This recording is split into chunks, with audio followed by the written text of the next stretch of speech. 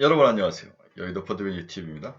오늘은 제가 이제 농심을 가지고 나왔는데 제가 식품주는 거의 추천을 하지 않죠. 저는 굉장히 이제 성장주를 좋아하는 사람 중에 한 사람인데 그래서 이 아사리장에서 어제 이렇게 장을 보다가 농심을 봤는데 농심을 제가 추천한 이유는 이걸 성장주로 봤어요. 이제.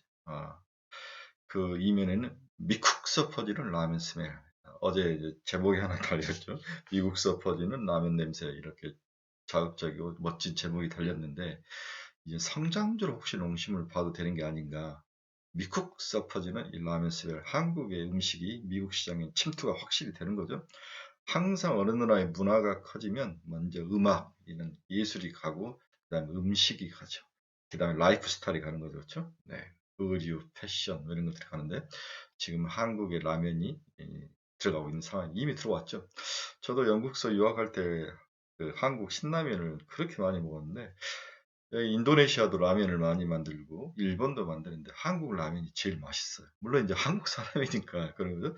근데 영국 애들한테 라면을 끓여주고 다 일본 라면 끓여 뭐가 맛있냐고 그러니까 한국의 그 매운맛이 굉장히 독특하다 이런 이야기를 하는데 이게 이제 스멜이 쑥 외국에 들어가 있는 거죠. 전 성장주로 봤습니다. 그래서 이 아사리판에서 농심은 나름대로 사서 가지고 갈 만하다. 이런 결론에 도달을 한 것 같습니다. 구독, 좋아요 버튼 많이 눌러주십시오. 결론 한번 봅시다. 그나마 단기적으로 살만한 종목으로 보여진다. 피해갈 수 있는 쉘터, 즉 쉼터 종목으로 보여지면 우리가 종목을 스위칭 실행 시 좋은 종목을 보여줍니다. 지금 한 33만 원인데 38만 원까지는 한 15%에서 20% 정도는 충분히 가격 상승이 날 것이다. 이렇게 저는 봤습니다. 동사의 주가 추이를 봅시다. 아마 32만 7천 원까지 올라왔는데 전고점이 34만 원인데 저는 뚫고 충분히 38만 원까지 갈 것이다. 27만 원부터 37만 원까지 이것들 굉장히 많이 상승한 거죠. 은연중에 이렇게 상승한 종목들이 참 많이 나오고 있습니다. 우리가 너무 이제 성장주에 눈이 확 돌아가서 다른 것들은 제가 잡주라고 취급하면서 보지 않았는데 이제 시기적으로 주의를 한번 둘러보고 한번 이 중에서 혹시 성장주의 개념을 가지고 있는 애들이 있는가, 시장을 확대하면서 뭔가 자기의 매력 포인트를 발산하고 있는 애들이 있는 게, 종목이 있는 것을 찾아야 되는 거죠. 그것도 좋은 주식의 투자의 한 방법입니다. 동사의 수급추이 한번 봅시다. 와, 국내 기관은 뭐 빨간 단풍으로 물들어놨네요. 그렇죠? 네, 외국인도 사고 양수 겸장입니다. 문제는 이미 사서 올라왔는데 추격을 할 것인가 이 점인데 만약에 이렇게 글로벌 정치라든지 경제 상황이 이렇게 힘들다면 이러한 약간 보수적이고 그러한 식음료 이런 쪽에 기회가 있을지도 모르겠습니다. 특히 우크라이나에 대한 소련의 침공이 러시아의 침공이 굉장히 큰 이슈인데요. 이 우크라이나가 상당히 밀 곡창지대지 않습니까? 여기가 만약 전쟁으로 물들인다면 글로벌 식량 가격, 식품 가격들은 상승을 할 수 있는 거죠. 그럼 식품 가격이 상승하면 원재료 가격이 상승을 하기 때문에 라면 시장이라든지 라면을 밀가루로 만들 때 여러 가지 것들이 좋을 수도 있고 나쁠 수도 있습니다. 하지만은 가격을 전가시킬 수 있는 그 타이밍에 있는 것은 사실이죠.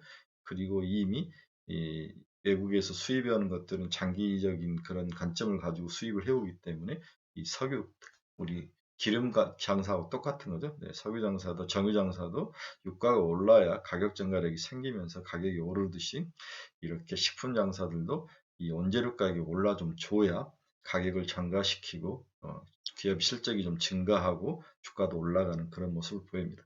너무 과하게 오래 기간 올라갔을 때는 이제 원재료 가격이 상승하면서 이제 마진이 주는 거죠. 이런 문제도 있지만은 대부분 장기 선물 시장에서 가져오기 때문에 장기 계약이 많이 돼 있죠. 원재료는 그런 측면에서 적절한 원재료 가격 상승은 이것을 가지고 최종 가공품을 만드는 기업들에게는 나름대로 주가 상승의 요인이 되는 것은 우리 과거 주식 역사상에서 많이 우리가 경험적으로 알 수가 있습니다. 동사의 투자 포인트를 한번 봅시다. 국내에서도 해외에서도 순항 중이다. 올해 편안한 실적 흐름을 기대할 수 있는 분석이 나오는 중이다. 실적 모멘텀 확대와 농심의 글로벌 인지도가 레벨업되고 있는 점이 가장 고무적이다.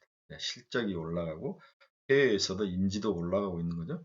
북미 범위는 하반기 신공장 가동을 앞두고 있다.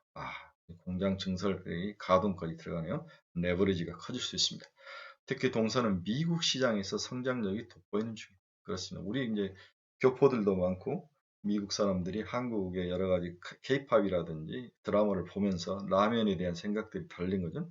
그 다음에 라면을 거부감 없이 받아들일 수 있는 게 미국 애들이고, 워낙 아시아 애들이 많아서 라면을 많이 먹는 거죠. 농심의 미국 매출은 이제 막 3천억대 중반에 도달했지만 미국 북미 기준으로 약 4천억이고, 미국 시장에서 라면 수요 증가와 수요층의 저변 확대가 심상치 않다는 게 중요하다. 그렇습니다. 이제 성장주로 가장 핵심 키포인트가 이건 거죠. 성장한다는 거죠. 그렇죠? 미국 라면 시장에서 농심은 한류에 기반한 한국적 브랜드력을 바탕으로 중국 제과 시장은 오리언과 다르게 프리미엄이 가능하다는 거예요. 오케이.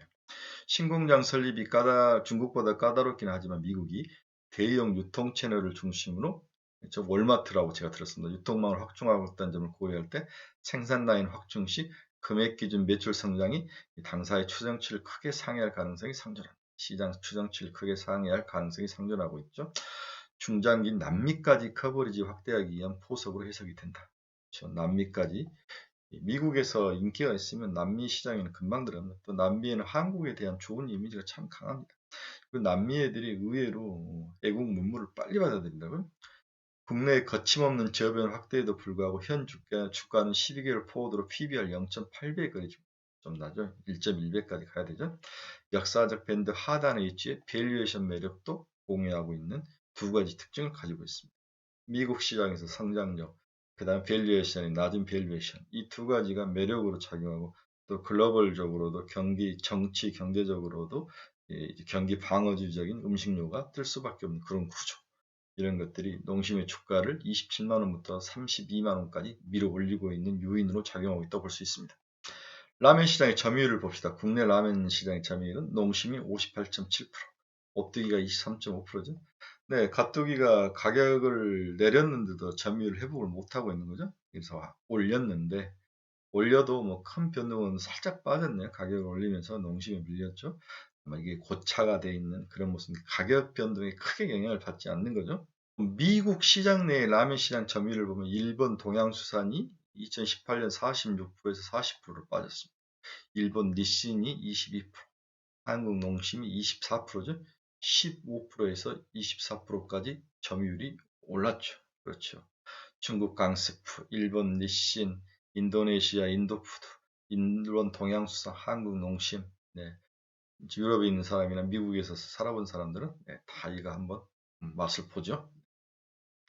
4분기 실적 한번 보겠습니다. 2021년 4분기 실적 전망을 해보면 개선이 본격화될 것으로 예상이 되고 있다. 농신 4분기 연결 매출액 및 영업이익은 6,759억, YY로 6.8%나 상승했고 영업이익은 306억으로 17.7%가 예상이 된다. 실적도 별 문제는 없는 것 같습니다. 별도 기준으로 매출액 및 영업이익을 보면 5,379억, 161억. 라면 시장에서 이렇게 거뒀다는 거죠. 국내 판가 인상 효과가 본격화되면서 높아진 시장 기대치에 부합할 것으로 전망이 되고 있습니다. 국내 라면 총 매출액은 YI로 5% 증가할 것으로 예상을 하고 있습니다. 닐슨이라는 회사가 금액 기준 라면 점유율은 56.8% 이렇게 추산이 되고 있죠. 해외 법인도 유의미한 탑라인 성장이 시현 중이다. 탑라인이라는 것은 예상 매출액을 말하는 거죠.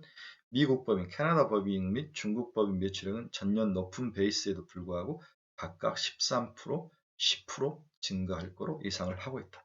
국내에서는 5% 정도 수준인데 미국, 특히 캐나다 법인과 미국 합쳐서 북미하고 중국 법인 쪽에서 우리 신라면의 공격적인 성장력이 돋보이는 이게 이제 투자의 키포인트죠. 그래서 성장성이라고 볼 수 있습니다. 그래서 성장주라고 볼 수 있는 근거는 충분하다고 볼 수 있습니다. 향후 전망을 한번 봅시다. 실적 개선을 해놓은 뭔가가 과거와 다른 모습으로 나타날 것으로 예상이 되고 있다. 올해 연결 매출액 및 영업이익은 각각 연결로 2조 8천억, 영업이익으로는 1,330억. 그렇죠?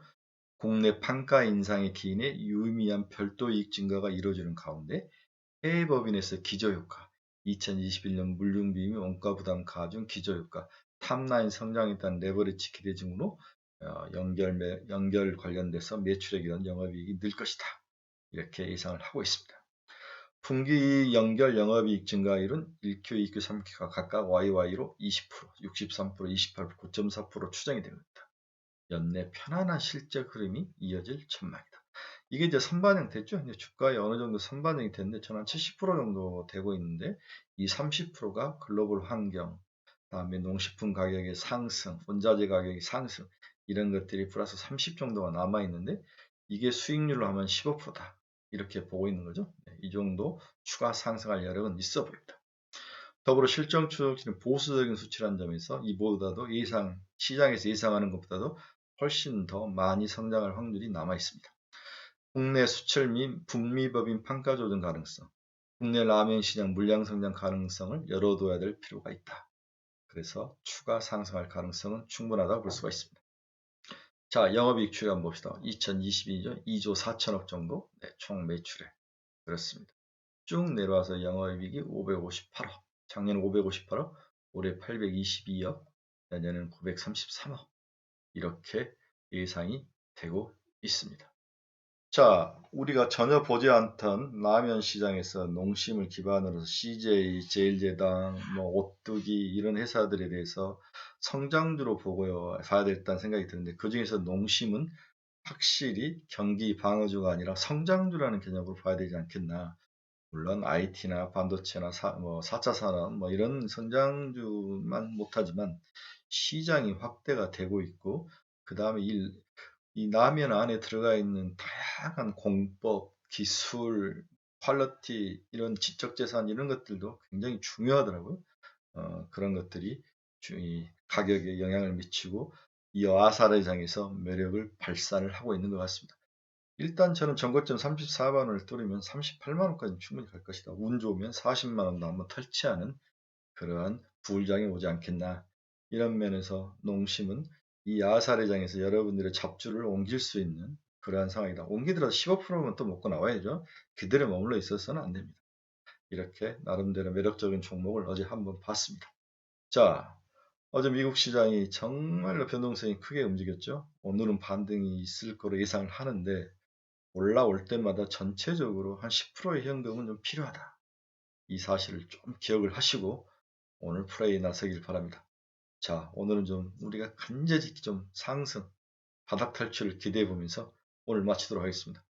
여러분, 감사합니다. 즐거운 하루 되십시오.